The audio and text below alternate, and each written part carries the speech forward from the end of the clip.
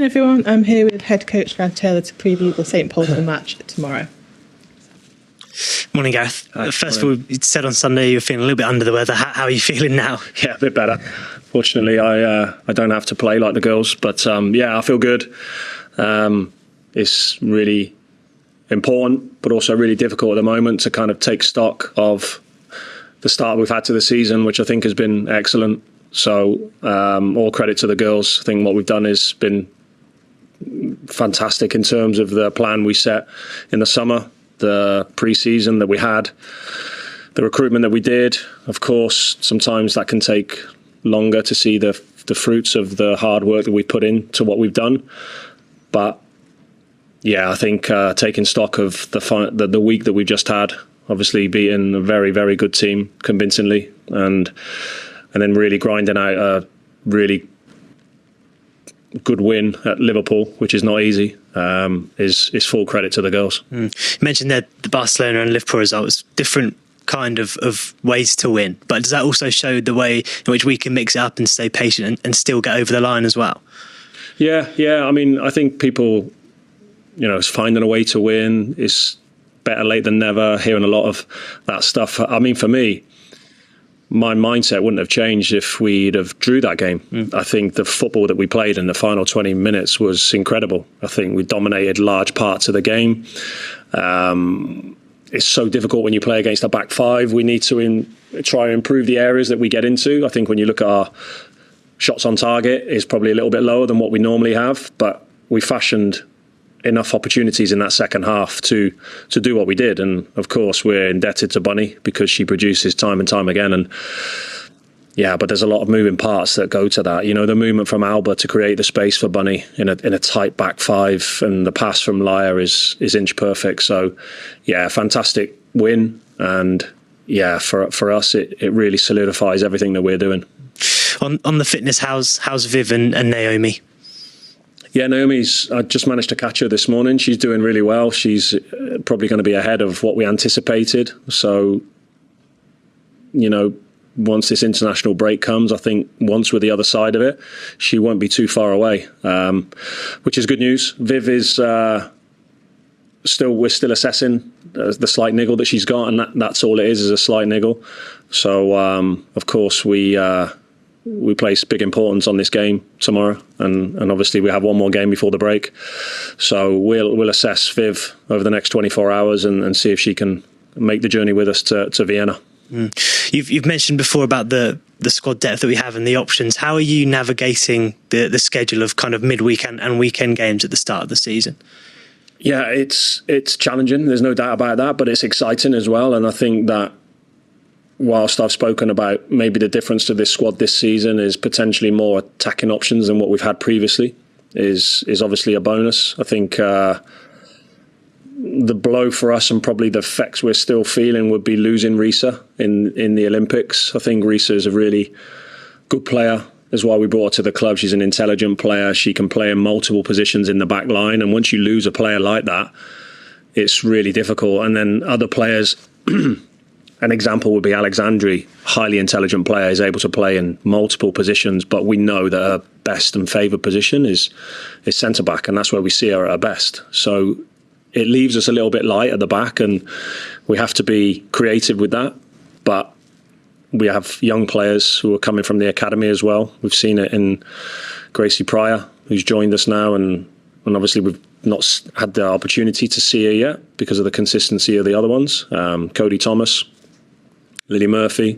We've seen a little bit of Lily and what she can do. So, yeah, I think it's good for us. And obviously, once you make qualification for Champions League, the first thing you look at is your squad and realise actually it's going to be a big load on the squad. But this is what we want. And if it means that we have to do less training in between games, then we'll do it by all means. But I think having Jill back also is a really good addition for us, and it feels like getting a new player. And just wanted to talk about Bunny's form. 6 goals in 6. She's really picked up from where she left off before her injuries. Have you noticed a difference, or is she just the same as she has been before?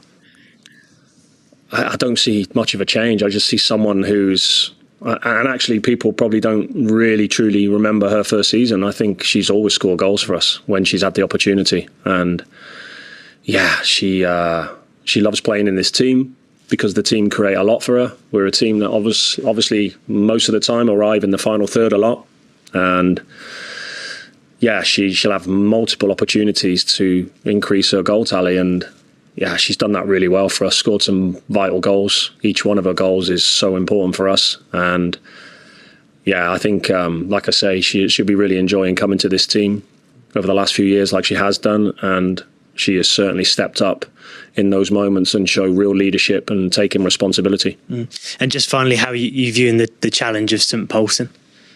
Yeah, I think people probably see it as a game that's probably won before it's played, but I don't see it that way at all. I think that they are a team that were in the game for large parts against Hammarby, and up until the final few moments, they were still creating some half chances. At 1-0, that game could have easily been drawn. Hammarby left it late to score their second goal. So yeah, they're a team that likes to come out and press and engage. And of course, if they do that against us, we need to be really smart with the ball and work it into the spaces that they're going to leave. So yeah, there's multiple ways that we're preparing for this game in terms of what we expect them to do. But like I said previously, the players are really smart in that.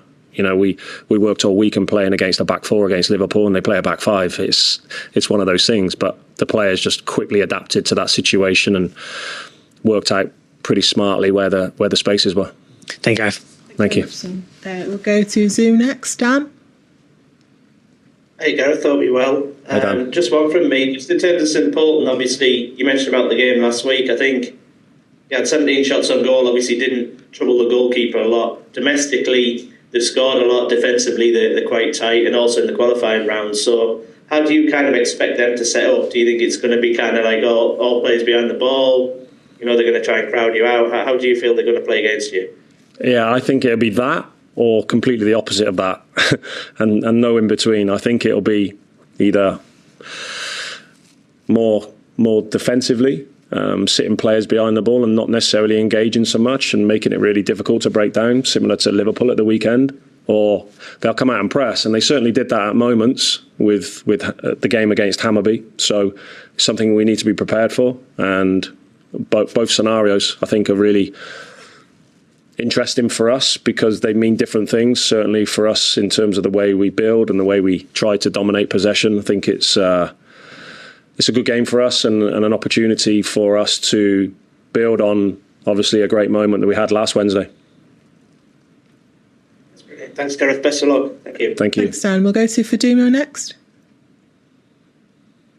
Hi, Gareth. I hope you're well. I just wanted to ask you around the story that came out over the weekend around contract talks with Chloe Kelly and insinuating that her lack of involvement over the last couple of weeks or since the start of the season could be due to either issues that she's having within the team. I just wanted you to clarify some detail on that, if her contract negotiation is going well and if you could expect her to say if there's anything else happening.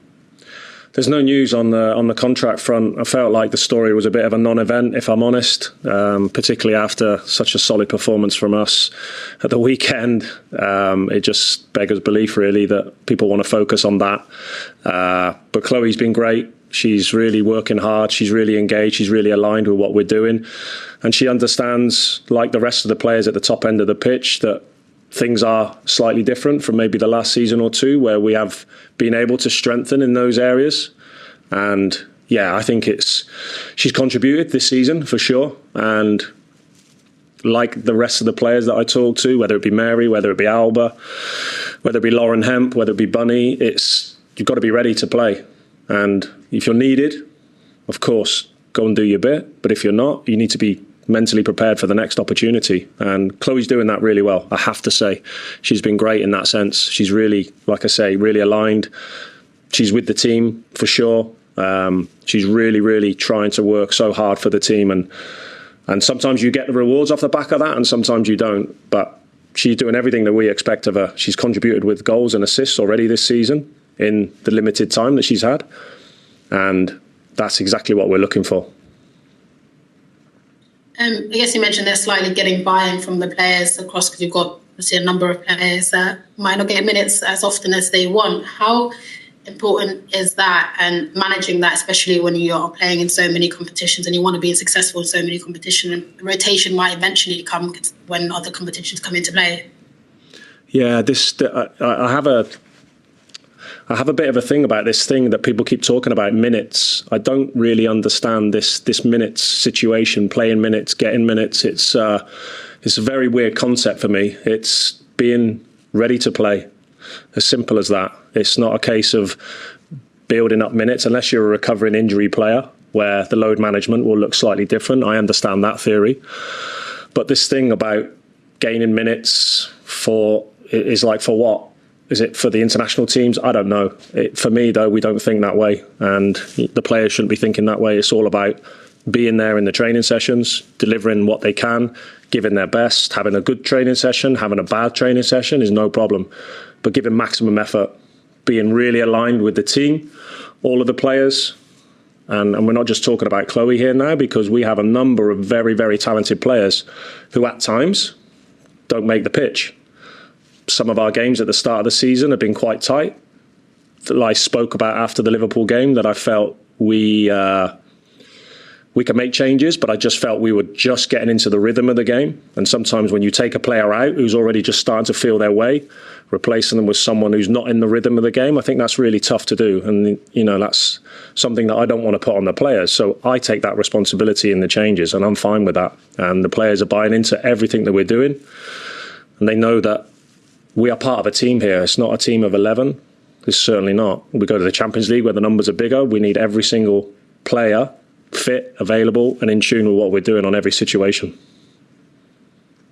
Lovely. And moving away from Chloe Kelly over to Vivianne Miedema, I think when she signed over to Manchester City, a lot of people are aware of just what great player she is, but maybe wondering how she'd fit into a team that is so stable in so many ways. But I think we've really seen the fruits of her efforts, particularly in that game against Barcelona. I know, there's still questions about her availability going forward, but just how integral is she to the team going forward? Yeah, she's huge, Viv. I think even, in the games when she's not been available, she's such an important personality to have around for us, because players, the young players especially, and we are quite a young team, they look to her. They look to her for inspiration, and that could be just having a conversation with one of the young players. She's shown real strong leadership. She really has, and she'll challenge for sure, which is great, and she'll question how we do things. And then what she does is she quickly gets aligned, and once she believes in it. And having a conversation with her the other day, she told me that was one of the most enjoyable games against Barcelona that she's played in a long time, because she just felt that we were us, and we did exactly what we said we were going to do, and we delivered it with and without the ball. So yeah, she's been top. She's made a real solid contribution. She's added another string to us, if you like. And like I say, I think it's really important to note that it's not just what we see out on the pitch with Viv. I think she does a lot of very good stuff behind the scenes with the young players and everyone in the group. Lovely. And just lastly from me, I kind of asked a similar question to Jill earlier on, just around this team and I guess the Champions League journey ahead of them. I know the previous years in the Champions League it's had its ups and downs, but do you see something that's a bit different with the team that you've got right now, and have you taken some confidence from that Barcelona win that you had? Yeah, we've taken loads of confidence, but I think it's worth being really cautious around our ambition. Of course, we want to win every competition that we go into, but we're novices in this competition. We've been out of it for a couple of years. We worked extremely hard to try and qualify and weren't successful. We've been successful this year. We've beaten the reigning champions. I think it's really important that people don't get too carried away. We are young almost in this competition, and we are certainly inexperienced, and we're really enjoying the journey, and we're really excited about the next challenge that lies in front of us. Do we believe we can do well? Yeah, absolutely. There's real high confidence and real high belief, but expecting us to be really there, going all of the way every single year, it's a process, and we just have to keep continually taking that next step, wherever that may look like. Lovely. Thank you very much, Gareth. Thank you. Thanks, Fadima. We'll go to Amy next. Hey Gareth, just one from me. You mentioned Gracie, Cody, Lily. It feels like this year there's a lot more academy products kind of around with the first team a lot, and around the matchday squad. Are there things that you've done with the kind of youth setup to kind of bring the two closer together, or the ways that you're working together to just it makes it kind of feel like the youth players are a lot closer to the first team this year in bigger numbers as well. I mean, like with my background working in development for many years, I really enjoy working with young players, and I enjoy working with all players. But that's where my kind of expertise has been, is working with young players, and seeing almost like a raw product come into our environment is great, because you see different things. And I think what we have been more so now, and that's more by being in the job for a couple of years now, we've been able to establish really good alignment and links with our academy. Obviously, Karen coming in to lead up in that space has been helpful, because she played for me and she gets what we're trying to do. So we're really aligned in that sense, and obviously being able to arrange to get those girls on our schedule, because don't forget, you've got varying ages there, the likes of Lily, Sasha, obviously Evo, Carol as well. You've got different ages. They're all doing different types of education. Trying to get them on a similar schedule that works for our training sessions is really challenging. But I feel we've done that really well this summer, to allow those girls to be with us even more, to learn our way. And of course, we've not gone out and recruited and spent absolute fortunes like potentially some of the others have. We've had to really been smart on that. And I think sometimes, I'm not saying this is the case for everyone, but sometimes you need to explore what they have, because sometimes what you have and what you think you need is actually right under your nose. And it's really interesting to see these players and how they've grown and how they've improved. Naomi Lazelle is an interesting one, come from Bristol City, and what she did in that game on Wednesday night, kind of still I'm shaking my head now as to what she actually did, playing out of position, scoring and assisting, shackling a double Ballon d'Or winner is just incredible. And sometimes you never know with these players in terms of how it's going to go. You don't normally get that maybe straight away, but what we try to do is show high levels of belief in our young players and try to give them the platform to be themselves. And we know that it's not going to be a steady line of success. There's going to be some bumps in the road, and we'll be there to support them within that. Thanks, Gareth. Good luck.